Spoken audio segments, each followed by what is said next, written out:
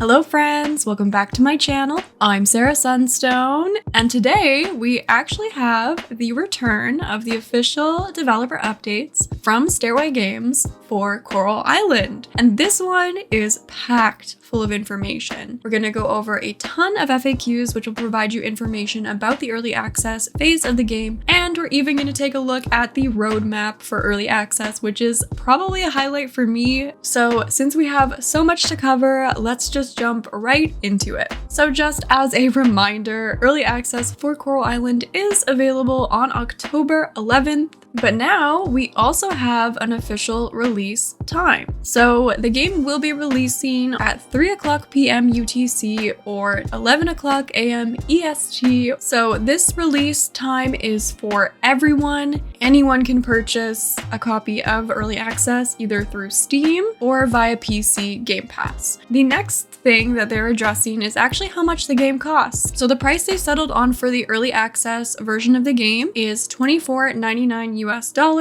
So that is awesome. And they're also deciding not to increase the price at all during early access. So it is going to stick at that price point while they're working on the game. However, for the 1.0 release, the price may increase. They're not sure about it yet. I'm guessing it probably would. I kind of hope it would because it's going to be a very full game, a very beautiful game with a ton of features, and I do think the price should reflect that fairly for the team. So I would imagine the price would go up or should go up for the full release. So if you were a backer for the game and you selected Steam as your platform of choice, you will be receiving your game key on October 8th, and they will start sending out those keys at 3 o'clock p.m. UTC. They say that if you don't receive your game key within 8 hours, definitely reach out to them on Discord or via email. So hopefully that all goes smoothly. The team also addressed how long Coral Island is going to be in early access, which we already covered here on the channel in my latest video. I talked about that, but just to reiterate, they are expecting the phase to take about 1 year. They also addressed what you can expect in the early access version of the game. Again, we have covered this in great depth in 2 videos now on the channel, but some new information is that they did indicate there will be merchants you can purchase customizations from. I know some of you are super excited about getting like clothes and decor and stuff. That is going to be part of early access. And then if you're wondering like, okay, how do I know when I've made it through all the main content for early access? The best way to tell is if you made it through spring, summer, fall, and winter. That's the end of the main story, but you can still continue to farm, ranch, dive, fish, catch bugs, so on and so forth. You can still enjoy the game after that first year of story content. So this next piece of information is actually very important and something that wasn't super clear until now. So wondering whether your save files will actually carry over with each new update in Coral Island. So now we know for sure that carrying over saves will be handled on a per update basis. Their goal is to maintain your save files as they update the game. So that is their goal. However, there will be some updates that will literally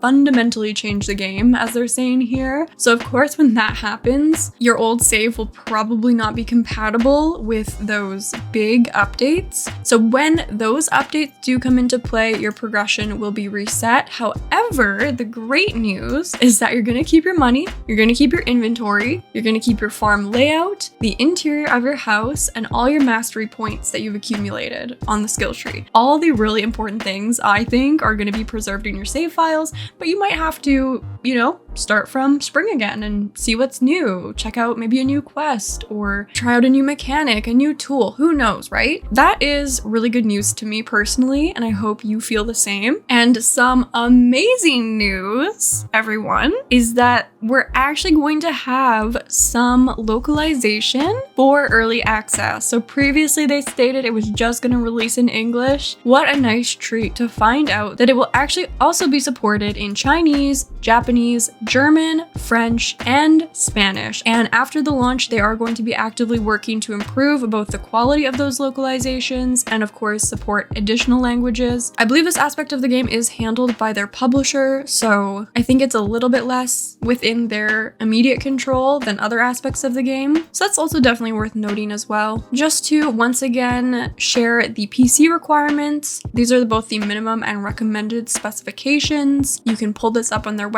website. It's there for you if you're still like not sure if your PC can handle it or not. If you're a bit newer to the world of Coral Island and wondering if the game will support multiplayer, yes, it will. And they're confirming that the plan is to support both island visits, so being able to visit one another's coral islands, and also to have that co-op multiplayer where you actually create a farm together. So that's exciting. That's coming after the full release of the game in an update. Now, one thing that's important to keep in mind is that there actually will not be any controller support available at the launch of early access. However, they are actively working on that controller support and hoping to include it in one of the earliest updates during early access. So hopefully it'll come fairly soon because I know that's super important for a lot of you. So now we're actually going to take a look at the main event, which is the early access roadmap. So this roadmap has been divided into 10 phases. And there's no actual timeline given on these, which I think is good because then they can release them when they're ready and not feel like they have to stick to a certain date or month or anything like that. We can estimate that these updates are going to come out about once every month, month and a half, 2 months, sometime in there. So it might depend on which update. You know, some might come out after a month, some might take a bit longer and hit that 2-month mark, but that's like kind of what we can estimate vaguely based off both this roadmap and then the 1 year of updates and development information that was previously given. The first update is a feedback update. They're going to take into account all the early access feedback that they get from the beginning, bug fixes, optimization, quality of life. So all these basic fundamental things that are all going to come up in probably like the first month of everyone playing the game. I'm sure they're going to release like hot fixes too on a more frequent basis, but they'll do one big update with all of the early access feedback. They're also going to add the first clothing batch and the first decor batch. So that's exciting. So the next update is the spring content update. Now, just to clarify, this does not mean that the update is going to drop in spring. This means that the content is geared towards the spring season. So for the spring content update, we're getting a tree planting festival alongside the cherry blossom festival in the spring. So those are the 2 confirmed spring festivals for Coral Island. They've finally come out and said it. It's not redacted anymore. So that is super exciting. We've definitely speculated on this a lot on the channel. It is now confirmed. Also, you're not gonna have to wait too long to see some of your favorite NPCs in bathing suits because they are adding that in the spring content update as well. We're gonna have up to 5 hearts for all NPCs, wildlife animals. So I imagine there's already some wildlife animals. They'll probably be adding more, which is super cool. And then more clothing and decor being added. Next up comes the summer content update. They're going to be adding some combat features, a pet festival. What? Excuse me? Okay, we're just dropping festivals here left and right. We knew there was gonna be some sort of pet race minigame that would be featured in a festival. I didn't know it was gonna be a full-on pet festival. Are you kidding me? That is like the cutest, sweetest thing ever. I'm so excited. That is just so charming. They're also going to be implementing the summer outfits. So from the beginning, all the NPCs will just be in their spring outfits, but then they're gonna add those summer outfits. Oh, it's gonna be so fun to see the new outfits in like little waves, you know? So yeah, summer outfits will come with their summer update. They'll also add another gate for mining, so the wind gate. As a reminder, we're starting off with the earth and the water gates in the mines. So they're going to add that 3rd gate, up to 6 hearts with all the NPCs. And then they're actually going to update the story here. So Story Quest Part 2. I don't know if that's going to be like a second year of story. I don't know. If Part 1 is a year long and they're equal parts, it could be. It could be a second year of content. I'm not sure. They are going to have a full-on Merfolk content update, you guys. A Merfolk content update. It's going to implement more of the diving features, access to the Merfolk Kingdom, diving down to 30 meters. So I'm guessing that means the Merfolk Kingdom must not be at the 40-meter depths. It must be, you know, at that 30-meter depth line. And this is going to be like a huge update. Just that alone, just accessing the Merfolk Kingdom alone is going to be huge. But they're also going to even add more clothing and more decor. So we have so much customization to look forward to, everyone. Like, I'm calling it now, okay? Between the clothing and the decor they're going to be adding in this game, you are going to have so many options for decorating and customizing. You're gonna be able to literally make the farm of your dreams, okay? I'm so confident in that. The next update is the fall content update. I love how they're doing these around the seasons. So for the fall content update, they're going to be adding a spooky festival Like, is this a joke? I am so excited. There's gonna be a full-on spooky festival. I dreamed of this. I made like an entire video on spooky season last year for Coral Island with all my hopes and dreams. I'll link it in the description because it's so like charming to look back on, like how excited I was, and just I had so many ideas and I feel like I like manifested them. Okay, like some of them, they're literally putting a spooky festival in this game. I'm so excited. It's my favorite holiday, favorite season. And of course, we're also gonna get those fall outfits, up to 7 hearts with all the NPCs. The deep forest will be accessible. Now, I don't know what the deep forest is. It sounds very intriguing and mysterious, and maybe we'll have a better idea of this once we get our hands on early access of like where exactly this could be. But that sounds really intriguing. More game progression, so probably questing, story, all that stuff. And then another clothing batch and another decor batch. I'm so excited. Okay, so then we're also gonna get that winter content update. So a winter fair festival. You guys, all these festivals are just being confirmed, like no big deal, like just dropping them like that. Oh my gosh, a winter fair festival. That sounds absolutely magical. And I can't wait to see it. They're also gonna add the winter outfits for the NPCs, winter world set dressing. So they did state that the winter season was more work in progress than the other seasons, so they're gonna give probably an overhaul to that by this time. Story quest part 3. So now I'm really wondering, is this a year 3 thing or what? I don't know. Another clothing batch, another decor batch, and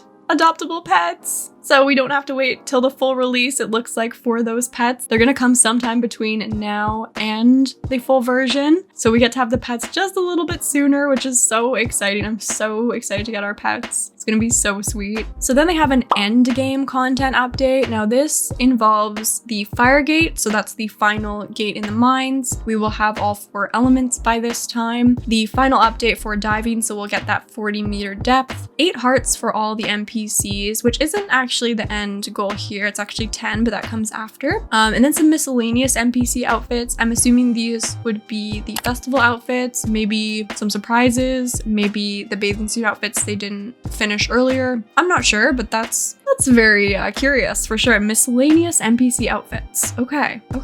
I see you, Stairway. There's gonna be a marriage and children content update. So that's the 10 hearts for all NPCs. So that's the max. I don't know if you'll be able to grow your hearts past this once you do marry your spouse. I'm guessing there might be like an additional few hearts. Like it would make sense, right? Like you can get 10 hearts with every NPC, but then for your spouse, you can go a bit further. So then of course they're gonna implement marriage and children. And I thought this was really interesting. They're actually going to be implementing children portraits and children dialogue. So portraits. I don't know how they're gonna do this. I wonder if there'll be like different features depending on who you choose to marry, and like how many portraits is that? Is that like 22 portraits for different kids you could have depending on who you marry? Maybe there's like 5 to 6 different ones, and it'll kind of be somewhat randomized, somewhat tied to your spouse. I'm not sure, but the fact that your children are getting portraits, I think that is so cool. And then of course their own dialogue, which is amazing. So now we've reached the full 1.0 release.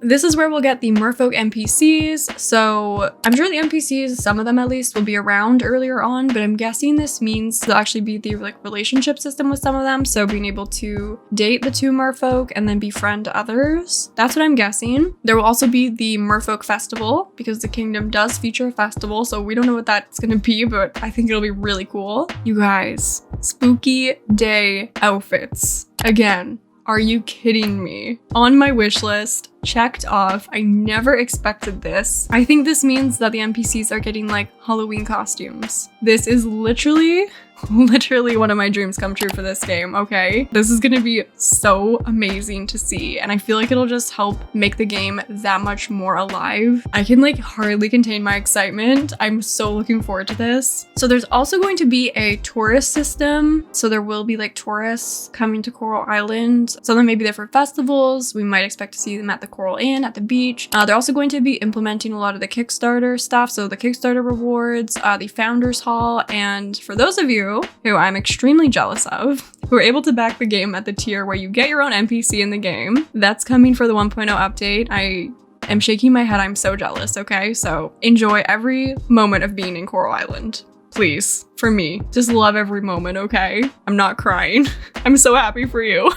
And then after the 1.0 update, there will be a multiplayer update. So that's when the full-on multiplayer comes into play with the island visits, the co-op farms. There's also going to be an update on mod support because this game will have mod support. An update on the kids growing up because, again, as we know, they do actually grow up to being teenagers, which is so awesome. And then there will also be an update on the island hopping. So where you restore a ship, unlock biomes, and explore different islands with their own stories. These I wouldn't expect to come all at once here. I think it's more just to say like these are all post-game updates, so it'll probably be like somewhat in this order, with multiplayer coming first and island hopping most likely coming later. So that is the roadmap. That is so exciting, and there's so much to think about and be excited for. Something that's actually cool is they updated all their Discord channels to better reflect the needs for early access. And a couple fun facts if you're not over on the Discord is they've actually added 4 voice channels. 2 of them are called Fish and Sips and the Beach Shack, so we know of these locations. But the other 2 are called Raja's Coffee Corner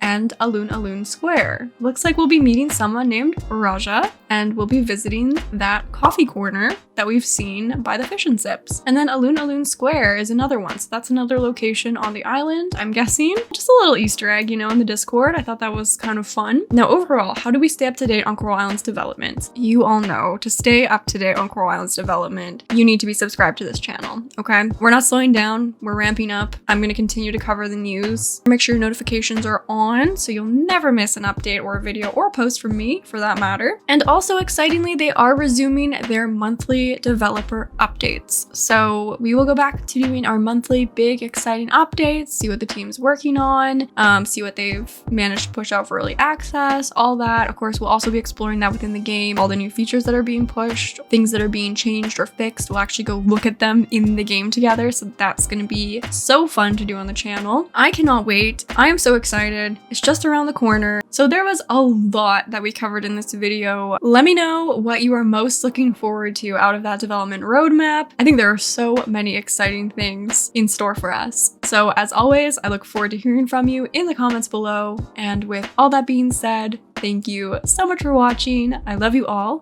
And until next time, take care. And a very special thanks to Mandy, Meredith, Formodus, Samur, Tansy, Cisco, and Tier, my Sunstone members. I love you all, and thank you so much for your support. It really helps to make all of this possible and means the world to me.